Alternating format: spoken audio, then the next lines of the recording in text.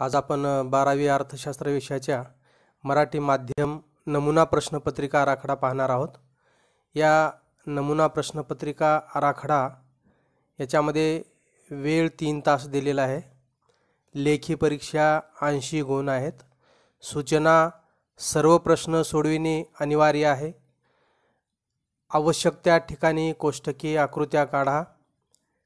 उजव्या बाजूचे अंक प्रश्नाचे पूर्ण गुण दर्शवितात।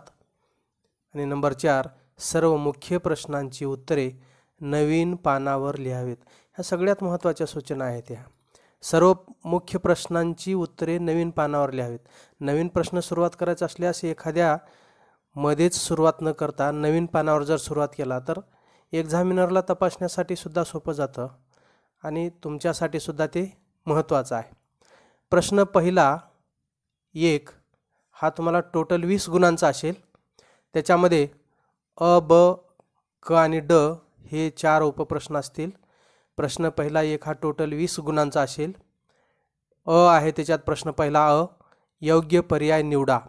त्याच्यामध्ये तुम्हाला हे 5 दिलेले असतील पर्याय आणि ते 5 गुणांचे असतील।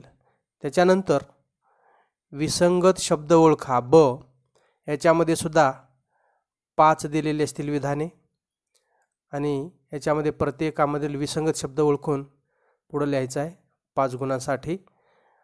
प्रश्न पहिला क, सहसंबंध पूर्ण करा।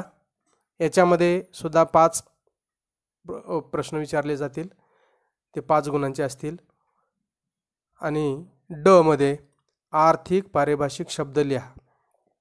याच्यामध्ये सुद्धा 5 विधाने दिलेली असतील, त्याच्यासाठी योग्य अशी पारिभाषिक शब्द लिहायचे आहेत 5 गुणांसाठी। हा प्रश्न पहिला टोटल 20 गुणांचा असेल। कारण हा जर प्रश्न आपल्याला आउट ऑफ मार्क्स मिळवायचे असतील, 20 पैकी 20 जर गुण मिळवायचे असतील तर आपण सूक्ष्म अभ्यास करणे आवश्यक आहे। कारण याच्यातला एक मार्क्स हा अतिशय महत्त्वाचा आहे। थेरॉटिकल प्रश्नामध्ये आपल्याला जास्त मार्क्स मिळणे थोडेसे कठीण जाते, पण ऑब्जेक्टिव्ह किंवा वस्तुनिष्ठ प्रश्नांचे मार्क्स मिळवण्यासाठी आपल्याला सहजरित्या ते उपलब्ध व्हावेत याच्यासाठी आपल्याला थोडासा बारीक अभ्यास करणे आवश्यक आहे। सूक्ष्म असा अभ्यास लक्षपूर्वक काळजीपूर्वक करणे आवश्यक आहे। त्याच्यानंतर प्रश्न दुसरा अ, खालील उदाहरणांच्या आधारे संकल्पना ओळखून संकल्पना स्पष्ट करा। आता हा प्रश्न दुसरा 12 गुणांचा आहे। प्रश्न दुसऱ्यामध्ये अ आणि ब असे 2 विभाग आहेत। प्रश्न दुसरा अ 6 गुणांचा असेल आणि प्रश्न दुसरा ब हा 6 गुणांचा असेल। तर प्रश्न दुसरा अ मध्ये खालील उदाहरणांच्या आधारे संकल्पना ओळखून संकल्पना स्पष्ट करा। कोणतेही 3 संकल्पना ओळखण्यासाठी तुम्हाला 1 गुण असेल आणि स्पष्ट करण्यासाठी 1 गुण असेल। अशा 2 गुणांचे प्रश्न म्हणजे 3 प्रश्न सोडवायचे तुम्हाला 6 गुणांसाठी। तुम्हाला 5 विचारले जातील परीक्षेमध्ये, हे 5 बिट विचारले जातील। त्याच्यापैकी कोणत्याही 3 प्रश्नांची उत्तरं त्या संकल्पना ओळखायच्या आणि स्पष्ट करायच्या आहेत। 2-2 मार्कासाठी 3 प्रश्न सोडवायचे आहेत 6 गुणांसाठी। प्रश्न दुसरा ब, फरक स्पष्ट करा। कोणतेही 3, इथे सुद्धा 5 घटक विचारले जातील, त्याच्यापैकी तुम्ही कोणतेही 3 लिहायचे आहेत आणि फरक हे 2-2 मुद्द्यामध्ये आले पाहिजेत किमान, कारण एका मार्कासाठी 1-1 फरक असेल। किमान 2 मुद्दे तरी त्यामध्ये आले पाहिजेत, हे 6 गुण। म्हणजे प्रश्न दुसरा अ ब, टोटल आपली जी प्रश्नपत्रिका आहे त्याच्यामध्ये फक्त प्रश्न पहिला जो आहे तो 4 भागामध्ये विभागलेला आहे, अ ब क ड 20 गुणांसाठी। प्रश्न दुसरा 2 भागात विभागलेला आहे, अ आणि ब असा हा 12 मार्काचा प्रश्न असेल। पहिला प्रश्न आपण बघितला 20 गुणांचा, प्रश्न दुसरा 12 गुणांचा, तो अ ब मध्ये विभागलेला आहे।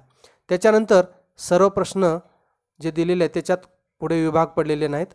प्रश्न क्रमांक 3 खालील प्रश्नांची उत्तरे लिहा। कोणतेही 3 गुण 12। आता हे 4-4 मार्कासाठी विचारलेले असतील। खालील प्रश्नांची उत्तरे लिहा। तुम्हाला या ठिकाणी 5 विचारलेले असतील, त्याच्यापैकी तुम्हाला कोणत्याही 3 प्रश्नांची उत्तरं लिहायची आहेत। 4-4 गुणासाठी हा प्रश्न असेल, एकूण 12 गुण आहेत। त्याच्यानंतर प्रश्न चौथा, खालील विधानांशी आपण सहमत आहात किंवा नाहीत ते सहकारण स्पष्ट करा। कोणतेही 3 प्रश्न चौथा हा सुद्धा 12 गुणांचा असेल। तुम्हाला 5 परीक्षेला दिलेले असतील विधानं, त्याच्यापैकी त्या विधानाशी आपण सहमत आहात किंवा नाही हे जर सांगितलं तर 1 गुण आहे, आणि कारण जर सांगितलं सहमत आहात तर कारण काय आणि सहमत नाही तर कारण काय हे सांगण्यासाठी तुम्हाला 3 गुण आहेत. म्हणजे असा 4 मार्काला 1 असे 3 प्रश्न सोडले की 12 गुण होतात. म्हणजे प्रश्न चौथा हा टोटल 12 गुणांचा असेल. 5 बीट विचारले जातील. प्रश्न क्रमांक 5, खालील तक्ता, आकृती, उतारा अभ्यासून विचारलेल्या प्रश्नांची उत्तरे लिहा, कोणतेही 2. आता हे 4-4 मार्कासाठी तुम्हाला 1 बीट विचारलेला असेल, 3 विचारलेले असतील, तक्ता काढलेला असेल त्याच्यावरून किंवा आकृती काढली असेल किंवा उतारा दिलेला असेल. याच्यापैकी काही दिलेलं असेल त्यापैकी तुम्ही 2 प्रश्न सोडवायचे आहेत.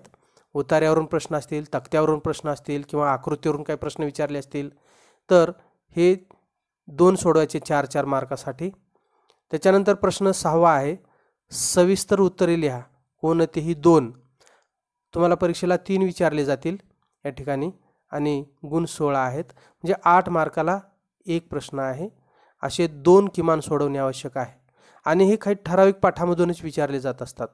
अर्थशास्त्राच्या संदर्भात जर बघितलं आपण तर घटत्या सीमांतोपितीचा सिद्धांत स्पष्ट करून, आकृतीसह स्पष्ट करून गृहीते लिहा किंवा अपवाद सांगा हा 1 प्रश्न असेल, किंवा मागणीचा सिद्धांत स्पष्ट करून त्याचे गृहीते लिहा असा प्रश्न असेल, किंवा पुरवठ्याचा सिद्धांत स्पष्ट करून अपवाद सांगा असा प्रश्न असेल, किंवा पूर्ण स्पर्धा म्हणजे काय, पूर्ण स्पर्धेच्या बाजारपेठेत किंमत निश्चिती कशी होते ते स्पष्ट करा असा प्रश्न असेल.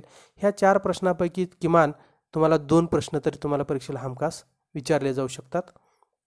किंवा मागणीची लवचिकता निर्धारित करणारे घटक लिहा, किंवा मागणीची किंमत लवचिकता स्पष्ट करणारे निश्चित करणारे किंवा मागणीची लवचिकता किंमत लवचिकता स्पष्ट करा. त्या ठिकाणी आपल्याला किंमत लवचिकता म्हणजे काय आणि किंमत लवचिकतेचे 5 प्रकार सांगायचे आहेत. पूर्ण लवचिक, एकक लवचिक, संपूर्ण लवचिक, संपूर्ण अलवचिक, या 1 पेक्षा जास्त किंवा जास्त लवचिक मागणी, कमी लवचिक मागणी हे सांगणे आवश्यक आहे. किंवा मागणीच्या लवचिकतेचे प्रकार सांगामध्ये उत्पन्न लवचिकता किंवा पर्यायी लवचिकता किंवा तिरकस छेदक लवचिकता, उत्पन्न लवचिकता, किंमत लवचिकता हे 3 प्रकार विचारले जाऊ शकतात. म्हणजे किंमत लवचिकतेचे प्रकार सांगा म्हटलं की 3 सांगायचे आहेत. उत्पन्न लवचिकता, छेदक लवचिकता, किंमत लवचिकता. किंवा किंमत लवचिकता म्हणजे काय, किंमत लवचिकतेचे प्रकार म्हटलं तर ते 5 आकृत्या काढायच्या आहेत. किंमत लवचिकता म्हणजे काय हे सांगायचं आहे. म्हणजे पहिल्या अर्ध्या भागामधूनच आपल्याला किमान 2 प्रश्न सोडवता येतील अशा पद्धतीची व्यवस्था असते. म्हणून प्रश्न क्रमांक 6, सविस्तर उत्तरे लिहा, कोणते 2, 16 गुण आहेत 8-8 गुणांसाठी.